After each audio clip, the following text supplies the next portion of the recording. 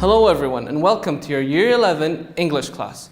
Today we're going to be continuing with Unit 9. Now, in the last episode we looked at a few vocabulary items and some of the unit content, as well as a few of the possible setbook questions that you may have. In this lesson we are going to be looking at the grammar that this unit has to offer.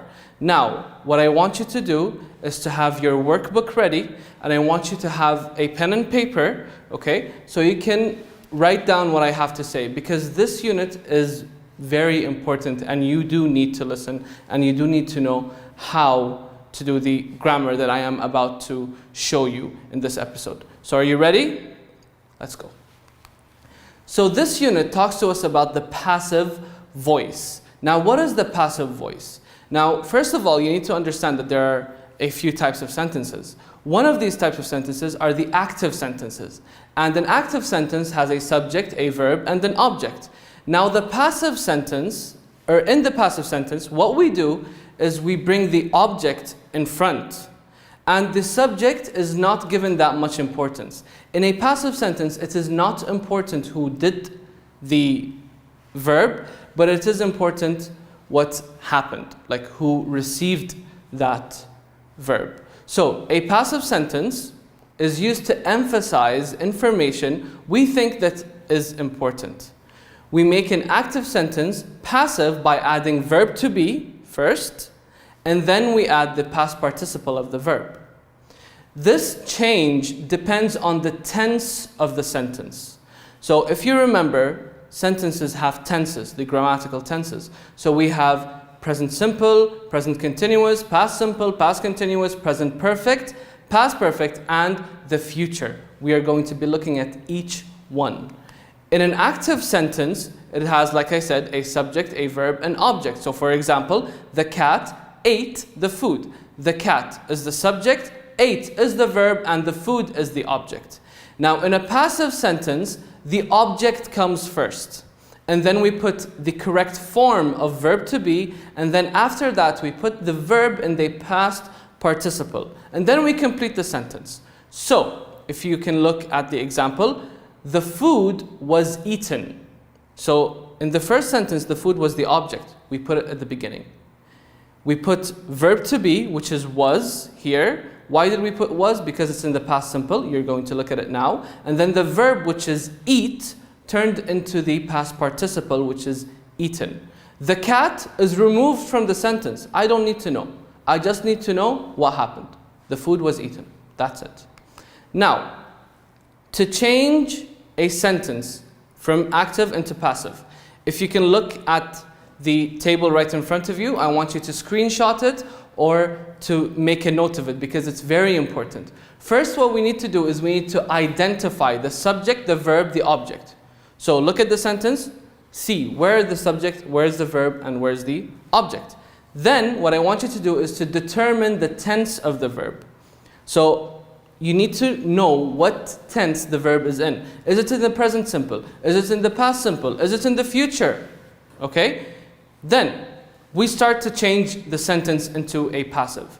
First, we put the object, okay? After that, we put the correct form of verb to be. This form changes according to the tense, okay? You're going to look at it now. Then after verb to be, we put the past participle of the verb, okay? So the main verb is turned into a past participle. So with the present simple, first, the verb to be is or are. And then comes the verb in the past participle. For the past simple, it is was or were. And then comes the verb in the past participle. For the present continuous, it is or are. And then we put the word being, and then comes the verb in the past participle. With the past continuous, it is was or were, and then the word being, and then comes the verb in the past participle. With the present perfect, it is have or has plus been, then the verb in the past participle. With the past perfect, it is had plus been plus the verb in the past participle. With the future, it is will and then be, and then the verb comes in the past participle, and then you put the rest of the sentence. I know it is a lot of information, but when you have this table right in front of you, like I said, screenshot this table right now so that when I am explaining, I want you to look at it and you're going to understand it even better. Okay? So let's look at a few examples. With the simple present, we clean the house every day. So what did we say? First, we need to identify the subject, the verb, the object. So let's do that. The subject is we, the verb is clean, and the house is the object. Then what do we need to do?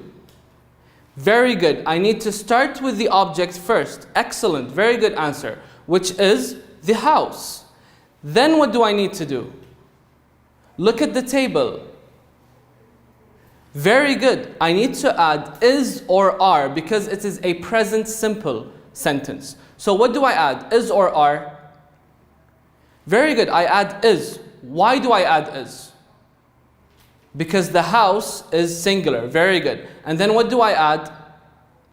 I add the verb in the past participle. So clean becomes cleaned. And then I add the rest of the sentence every day. So the sentence becomes the house is cleaned every day. Excellent. Let's look at the next sentence in the present continuous. We are cleaning the house. Same thing. We need to determine where's the subject, the verb, and the object. Where's the subject? We. Very good. Where's the verb? Are cleaning. Excellent. Where's the object? The house. Very good. What do we start with? The house. Very good. So we start with the house. And then what do we do? So the sentence is in the present continuous. Is or are plus being plus the verb in the past participle. So the house is or are? Is. Very good. And then what do we put? Being. Excellent. And then what do we put? The verb in the past participle, which is cleaning. We need to change it into cleaned. And then we add the rest of the sentence. And the answer is, the house is being cleaned at the moment. Simple, right? If you have that table, it's going to be simple. This is why I asked you to screenshot it and have it next to you. Okay? Let's look at another example. Let's look at the other example. So it's a simple past sentence. We cleaned the house yesterday. What do we do? You tell me. I want you to tell me. Very good. Identify the subject, the verb, the object. The subject is we. Cleaned is the verb. And the house is the object. Then what do I do? Do I start with the subject? No. Very good. I start with the object, which is the house. Excellent. Very good. Then what do I do? I add the correct form of verb to be. So if it's in the simple past, what do I add? Was or were. The house is singular, so what do I add? Was. Very good. So I put was. And then what do? I put the verb in the past participle. So cleaned stays as it is. Cleaned. And then I add the rest of the sentence. This is it. So the answer is the house was cleaned yesterday. Simple. You just need to practice. Look at the other example. We were cleaning the house yesterday. You tell me what to do. I don't know what to do. You tell me what to do. Identify the subject, the verb, the object. Very good. We is the subject. Were cleaning is the verb. And the house is the object. Now what do? I start with the house. Very good. So I start with the house. Then what do? I add the correct form of verb to be. The house, singular or plural? Singular, right? What do? Was or were? Was. Very good. And then what do? I add being. Excellent. And then what do? I change the verb into the past participle. Cleaning becomes cleaned. And then I put the rest of the sentence. So the answer is, the house was being cleaned yesterday. Simple. Use the formula above. So you can use that. Let's look at the next question. They have just cleaned the house. They have just cleaned the house. Again, tell me what to do. I don't know. You tell me. I identified the subject, the verb, the object. Very good. The subject is they. The verb is have just cleaned. And then the object is the house. Now what do? I start with the object or I start with the subject?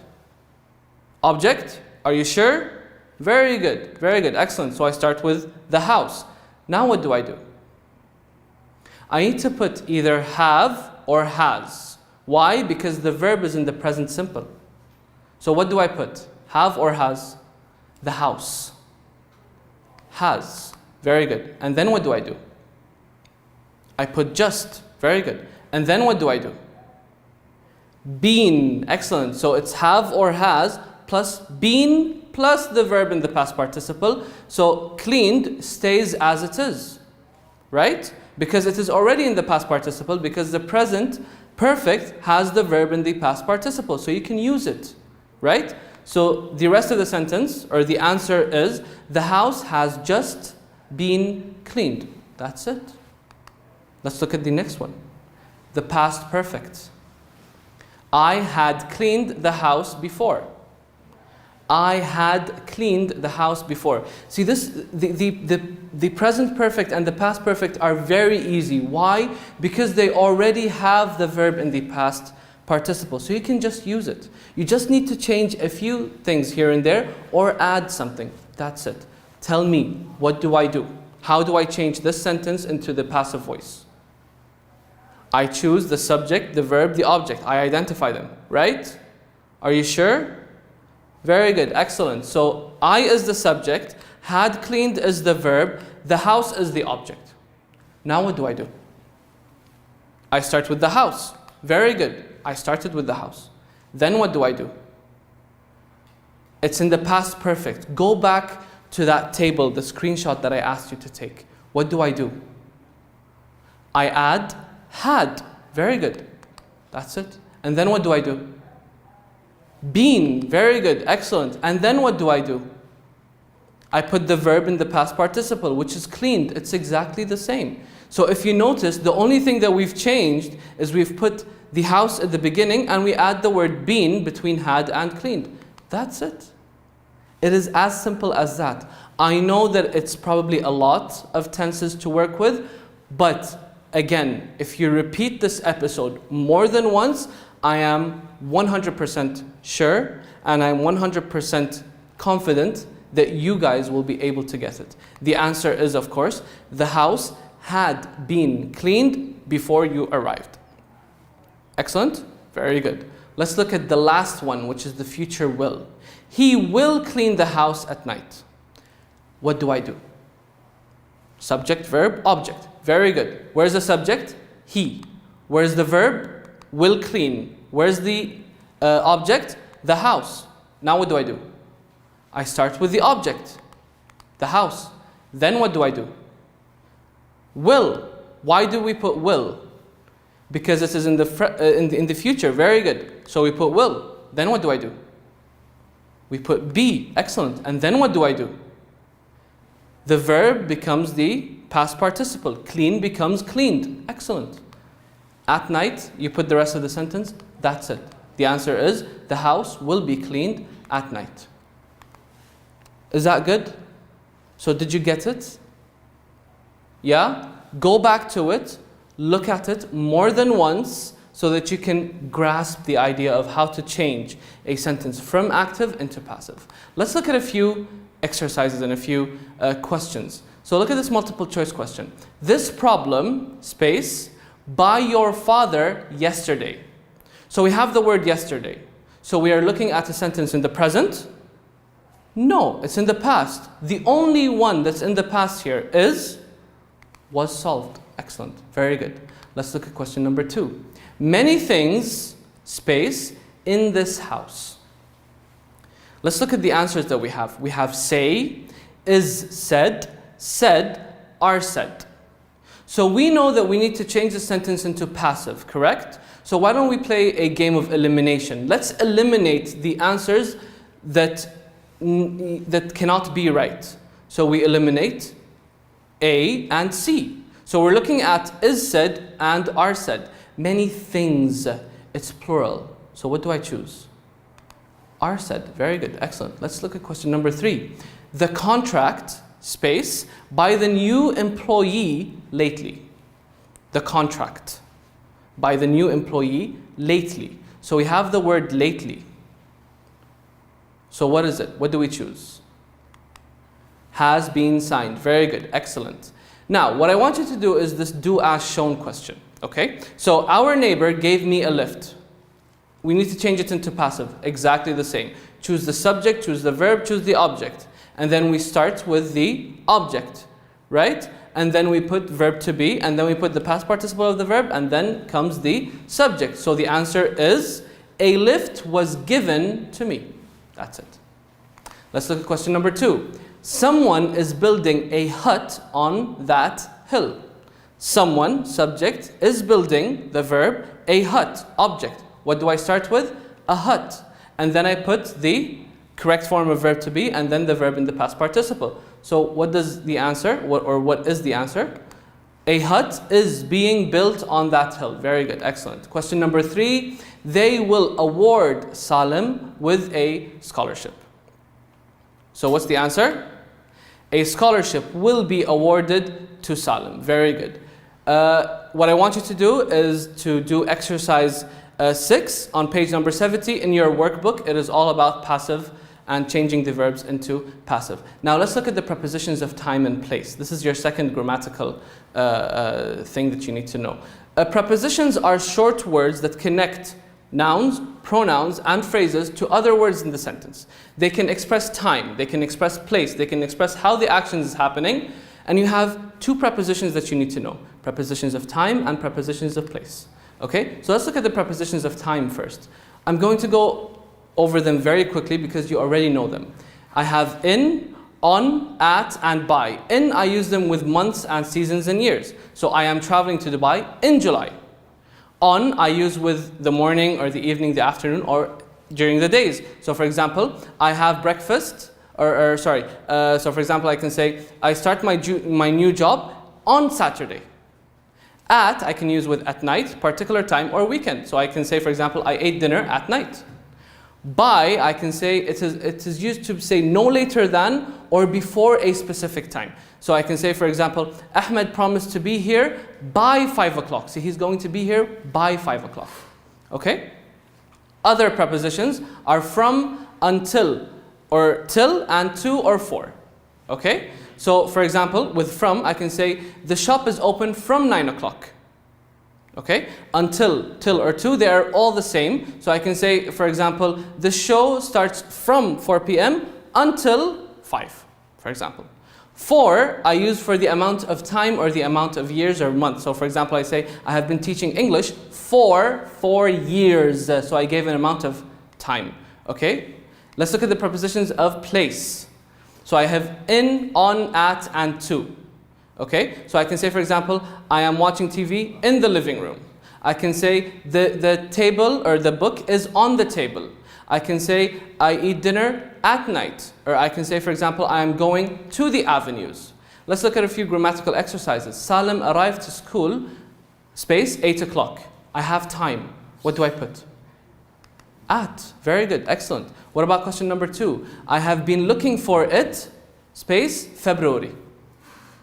Since February, very good. What about number 3? She has been working here, space, 1 year. 1 year. For 1 year, very good. Let's look at the functions. So with the functions, like we said before, answer anything that is reasonable, grammatical, and makes sense. So let's look at this example. Your friend asks you about your opinion, whether he buys a digital camera or not. What will you say? It seems to me that your phone's camera does the work for you. You don't need a professional camera. You gave him your opinion. Let's look at the other one. Your brother thinks that movies are recorded with digital cameras are better. Do you agree or not? If you agree, you can say, for example, I basically disagree with the idea because the cast and crew work hard for the movies to succeed. In summary, what we looked at was the passive voice, prepositions of time and place, and a few language functions. I hope you benefited from this episode. Repeat this episode more than once to grasp the idea, and I will see you next time.